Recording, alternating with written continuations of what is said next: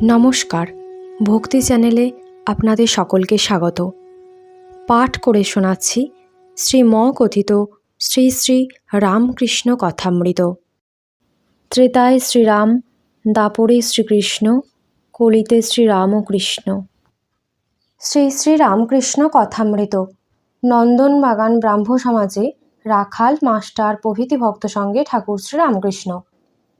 ঠাকুর শ্রীরামকৃষ্ণ নন্দনবাগান ব্রাহ্ম সমাজ মন্দিরে ভক্ত সঙ্গে বসিয়া আছেন। ব্রাহ্ম ভক্তদের সহিত কথা কহিতেছেন। সঙ্গে রাখাল, মাস্টার প্রভৃতি আছেন।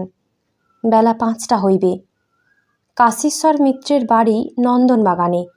তিনি পূর্বে সদরওয়ালা ছিলেন, আদি সমাজভুক্ত ব্রহ্মজ্ঞানী।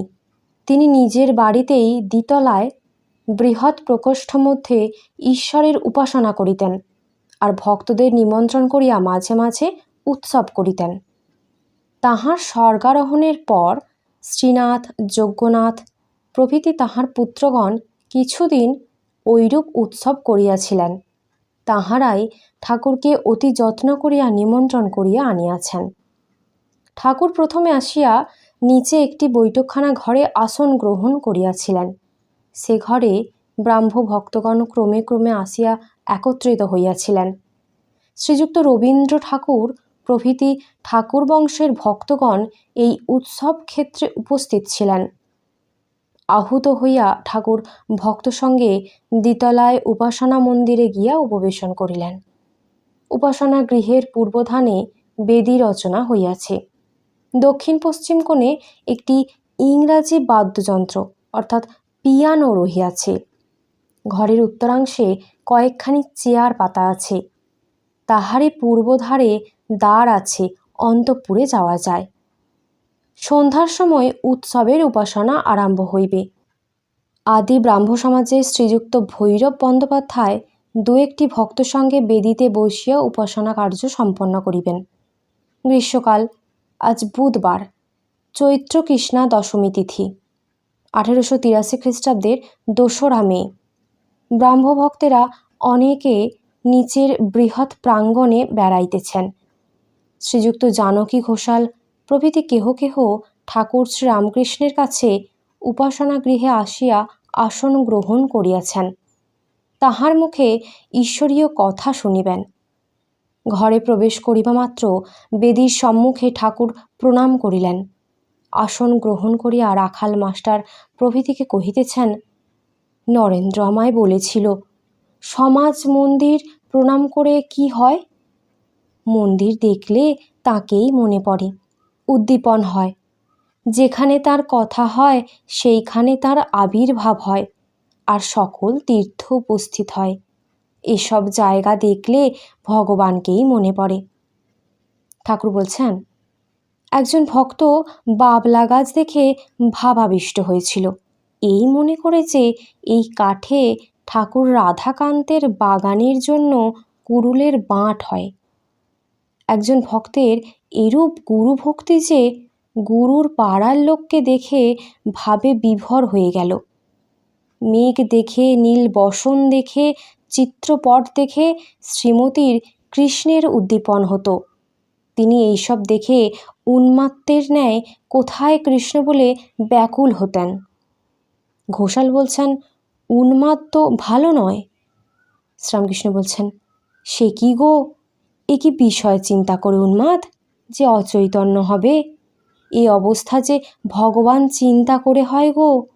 প্রেমোন্মাদ, জ্ঞানোন্মাদ কি শোনো নাই? একজন ব্রাহ্ম ভক্ত বলছেন, কি উপায়ে তাকে পাওয়া যায়? শ্রীরামকৃষ্ণ বলছেন, তার উপর ভালোবাসা গো।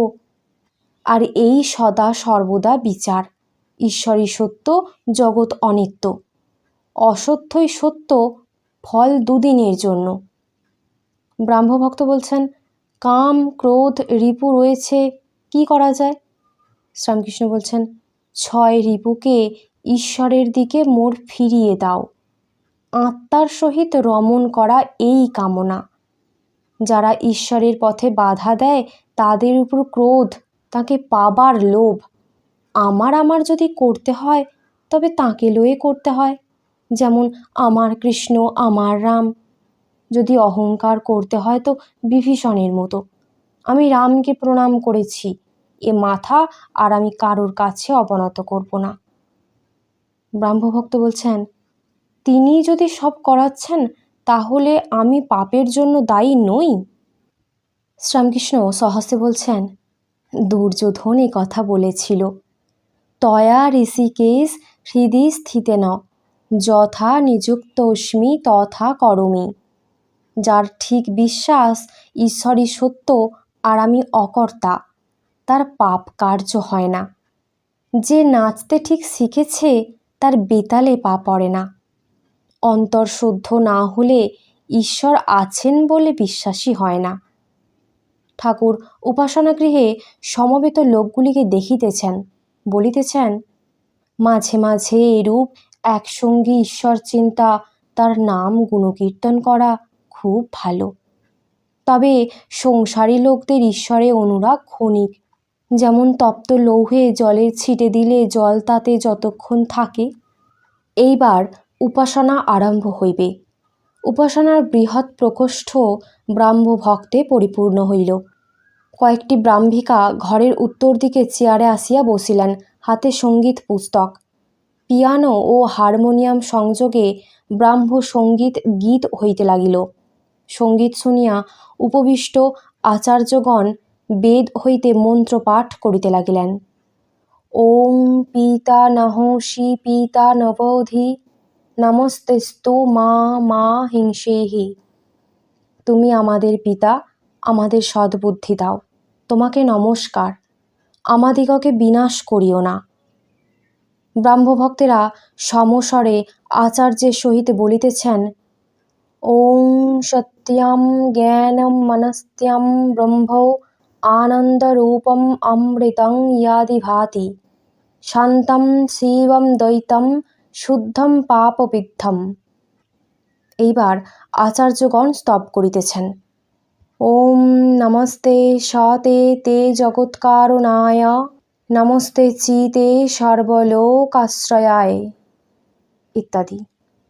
স্তোত্র পাঠের পর আচার্যেরা প্রার্থনা করিতেছেন, অসতমা সদ্গমায় তমসমা জ্যোতির্গমায় মৃত্যুর্মা অমৃতঙ্গমায় অবিরাবির্মা এধি রুদ্র ইয়াত্তে দক্ষিণম মুখম তেন মং পাহি নিত্যম।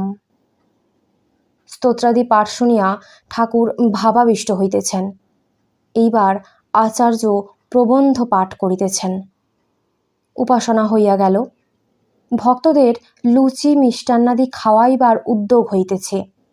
ব্রাহ্মভক্তেরা অধিকাংশই নিচের প্রাঙ্গণে ও বারান্দায় বায়ু সেবন করিতেছেন। রাত 9টা হইল। ঠাকুরের দক্ষিণেশ্বর মন্দিরে ফিরিয়া যাইতে হইবে।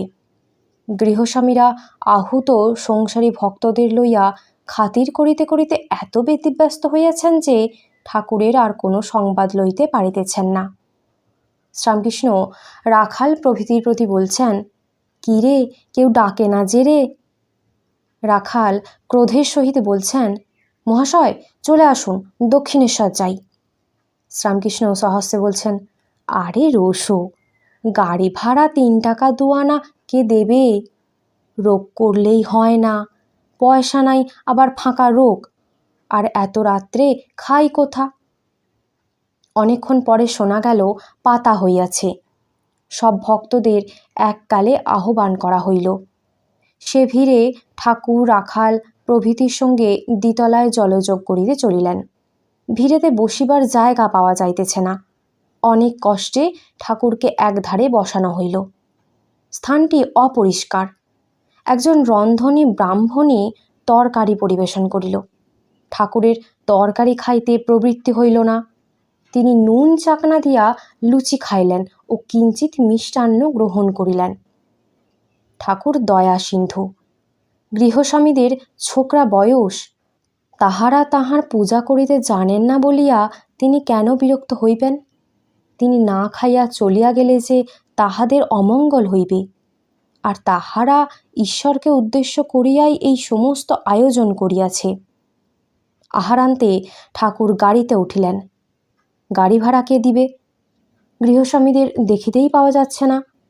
ঠাকুর গাড়ি ভাড়া সম্বন্ধে ভক্তদের কাছে আনন্দ করিতে করিতে গল্প করিয়াছিলেন। গাড়ি ভাড়া চাইতে গেল, তা প্রথমে হাঁকিয়ে দিলে, তারপর অনেক কষ্টে 3 টাকা পাওয়া গেল, 2 আনা আর দিলে না, বলে ওইতেই হবে।